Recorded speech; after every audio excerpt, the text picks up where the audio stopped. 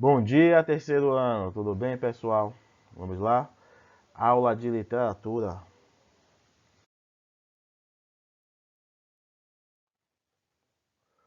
Hoje entenderemos tendências contemporâneas Por que Porque primeiro vamos ver a parte da prosa e do teatro.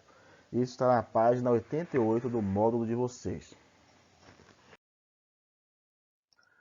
Então, quando falamos de tendência contemporânea, a gente já imagina em coisas há 1 ano, 2 anos, algo da nossa época. Isso faz um pouco sentido porque esse período se estende até hoje.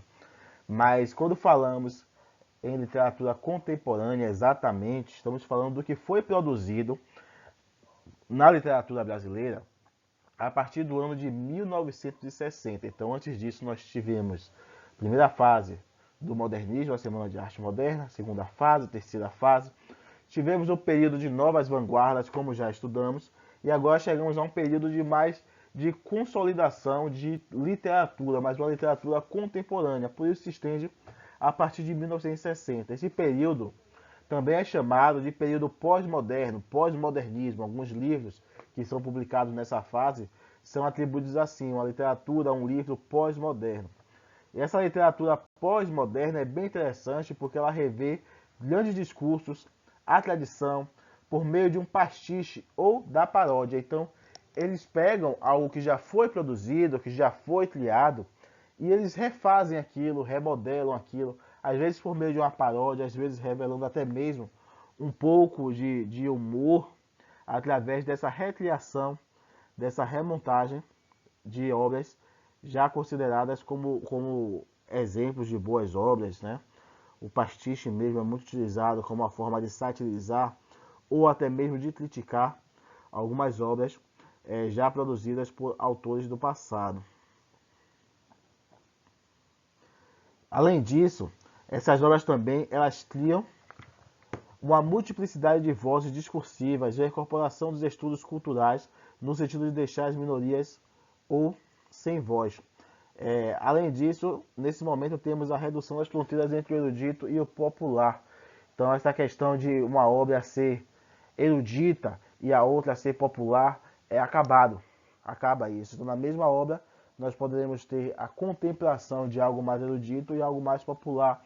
E o popular se torna muito mais evidente porque o objetivo dos artistas é atingir a massa, atingir a maioria. Então, quanto mais a obra fosse popular, mais interessante ela seria. E nesse período de literatura pós-moderna, a partir de 1960, nós temos diversos autores, inúmeros. Esqueça aquilo de 4, 5, 6 autores por fase. Então, a partir de 1960, nós temos uma grande multidão de autores de qualidade, ótimas produções, cada um com a sua vertente, cada um com a sua temática. E nosso objetivo aqui é estudar alguns autores, certo? O módulo traz muitos autores, mas estudaremos alguns principais que podem até ser cobrados em algum vestibular ou alguma prova específica.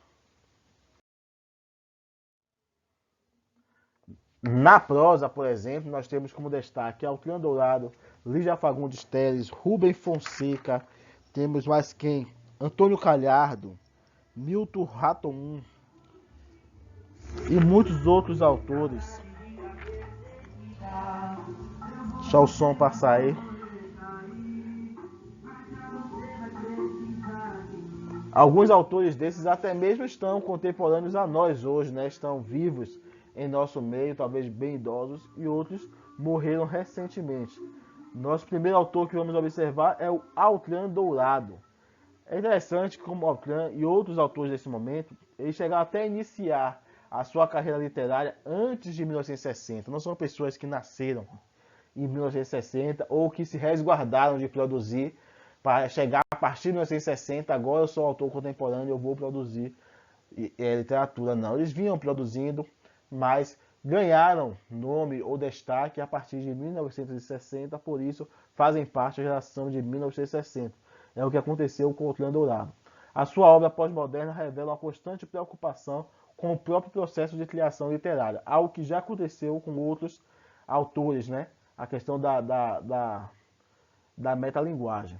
Lígia Fagundes Telles produziu uma obra que é bastante variada. Tem contos, tem romances, tem muitas coisas, mas sempre com o objetivo de analisar as escolhas humanas, de refletir sobre as atitudes o que caracterizaria a chamada condição humana, o que hoje é chamado de condição humana, já era abordado na literatura de Lígia Fagundes Telles. Rubem Fonseca, muito conhecido, muito falado em jornais, em publicações, justamente por tematizar o hiperrealismo. A sua obra traz traços jornalísticos, usa a técnica do jornalismo para escrever ficção sobre as grandes violências dos centros urbanos. Então, até hoje, referência de estudos em crises urbanas e tudo mais, Rubem Fonseca tem como se fosse um manual de como entender, de como compreender essa crescente violência urbana, isso com a linguagem literária. Em prosa, hein, pessoal? Lembre-se que esse estudo é da prosa, não estamos falando de poesia, estamos falando de obra em prosa. No teatro nós temos grandes nomes também, com grande destaque para Ariano Suassuna, mas temos também Dias Gomes e o Nelson Rodrigues. Nelson Rodrigues também é um grande destaque da nossa literatura do teatro, né? Do teatro contemporâneo. Mas eu destaquei somente Ariano Suassuna, por quê? Porque vocês terão a referência do Alto da Compadecida, que virou filme, que foi uma febre. Hoje em dia passa em sessão da tarde e tudo mais. Porém, há uns anos atrás, era um filme muito marcante para a minha geração. E muitas pessoas assistiram aquele filme e não sabiam que se tratava de uma grande literatura produzida por Ariano Suassuna, que passou boa parte da infância dele no sertão.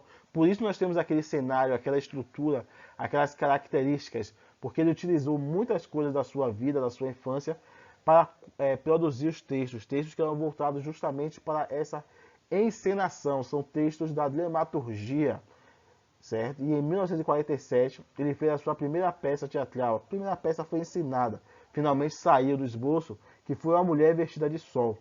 Mas ele só veio ganhar maior destaque mesmo com O Alto da Compadecida, já em 1955, que projetou ele como grande artista para todo o país.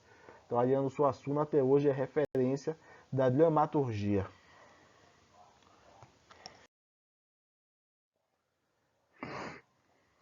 Então esse foi o nosso breve estudo, pessoal. Pode ser que retomemos algum desses autores ou algum autor que não foi possível trabalhar hoje para que a aula não ficasse tão cansativa e improdutiva, quando tivermos uma semana de revisão, como eu já fiz há pouco tempo com Jorge Amado.